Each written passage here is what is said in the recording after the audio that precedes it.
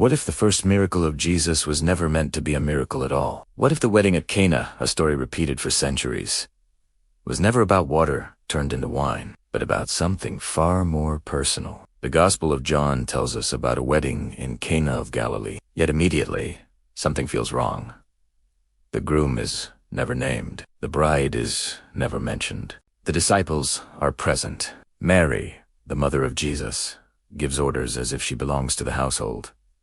And Jesus, he is not described as a guest who arrives and leaves. He is already there. In first-century Jewish culture, weddings were intimate, precise, and deeply familiar. Strangers did not intervene, and running out of wine was not a minor inconvenience, it was public shame. Responsibility fell on one person only, the groom. So when the wine fails, Mary does not speak to the host. She speaks directly to Jesus.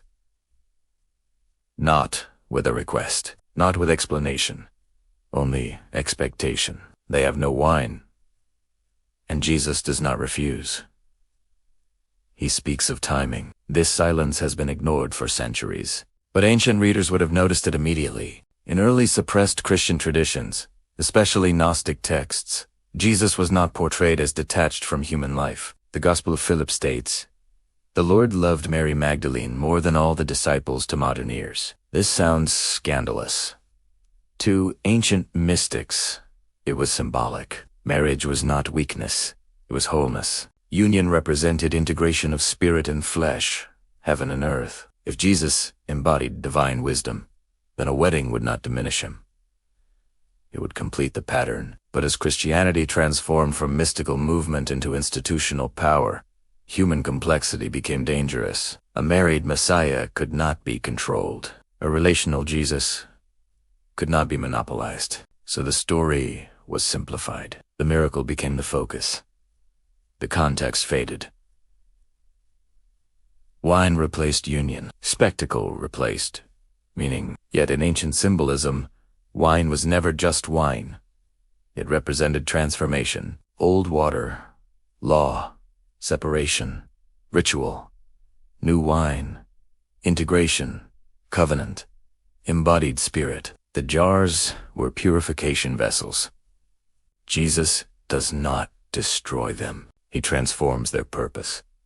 This is not magic. It is theology in motion. And then there is the bride. The Gospel of John never names her. Not once. Only absence. But absence, in ancient texts, is never accidental. One woman appears repeatedly at the thresholds of the Gospel story at Cana, at the cross, at the tomb. Rarely named, often reduced to the woman, Mary Magdalene. The Gospel of Philip uses unmistakable bridal language. Kissing, intimacy, transmission of breath. Symbols of shared spirit, not scandal. A feminine counterpart threatens hierarchy. Because hierarchy depends on separation, authority collapses when relationship is restored. So the feminine was erased, quietly, not denied, omitted.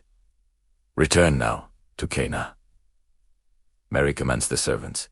This is not maternal interference. In Jewish wedding customs, only women of the household held such authority. And Jesus responds, "My hour has not yet come." Not refusal. Recognition. The wedding at Cana is not a footnote. It is a blueprint. Jesus' public story begins with union and ends with separation. In ancient mystery traditions, this was the path of initiation. Union, dissolution, reintegration. But when union was removed, control took its place. Religion became distant. Embodiment became suspect. Love became doctrine. What if the gospel never intended to prove divinity, but to sanctify humanity? The text never says Jesus was the groom, but it also never says he wasn't. And sometimes, what is not said is the loudest testimony of all, because some miracles are not meant to dazzle, they are meant to initiate. And once you see it, you cannot unsee it. In early mystical Christianity, salvation was never about belief alone. It was about remembering wholeness. The divine was not something to escape toward, it was something to integrate within. Body and spirit, masculine and feminine, action and contemplation. And the wedding at Cana symbolized exactly that. Water becomes wine not by escape, but by transformation within the vessel. Today, many people feel an unspoken tension with inherited faith. They sense something missing: too much rule, too little intimacy, too much authority, too little wisdom. When union is removed, faith becomes performance, and performance always collapses. Ancient teachers warned us quietly. What is disembodied becomes brittle. A faith that denies humanity cannot sustain divinity. And this brings us to the interruption, because once union is acknowledged, lineage becomes possible. And lineage is dangerous to any system built on control. Among all the figures surrounding Jesus, one remains persistently close, closer than the texts are willing to admit. Mary Magdalene. She appears not at sermons, but at thresholds. At the cross, when others flee. At the tomb, when silence reigns. At the resurrection, before anyone else. In the Gospel of John, it is not Peter who first encounters the risen Christ. It is Mary. And she is told not to cling, not because she is unworthy, but because something is being transferred. Recognition before proclamation. The Gospel of Mary, discovered at Hammadi, reveals why this was dangerous. Mary is not merely a follower. She is a teacher. She interprets visions. She corrects the misunderstandings of the male disciples. And Peter resists her, not because she is wrong, but because she is a woman. A feminine lineage implies continuity. It means wisdom is embodied. That transformation happens within life, not above it. If the wedding at Cana marked union, and Mary Magdalene carried teaching, then Christianity was never meant to rest on clerical succession, but on initiatory continuity. This could not be regulated. So it was removed. Not loudly, not violently, but silently. Mary becomes a sinner in later tradition, despite no gospel saying so. The bride remains unnamed. The feminine voice fades. What remains is structure without balance. This pattern appears everywhere. In Jewish mysticism, the Shekinah goes into exile when balance is lost. In Gnosticism, Sophia falls not because she is flawed, but because wisdom without union becomes incomplete. When the feminine is suppressed, the sacred becomes abstract, cold, hierarchical, remote. Yet today, something ancient is returning. People seek spirituality that is relational, embodied, intimate. They are not rejecting Christ, they are searching for the missing half. Texts once buried are now read. Questions once forbidden are now asked. Lineage is remembered, not as bloodline, but as continuity of consciousness, because truth can be delayed, distorted, buried, but it cannot be destroyed.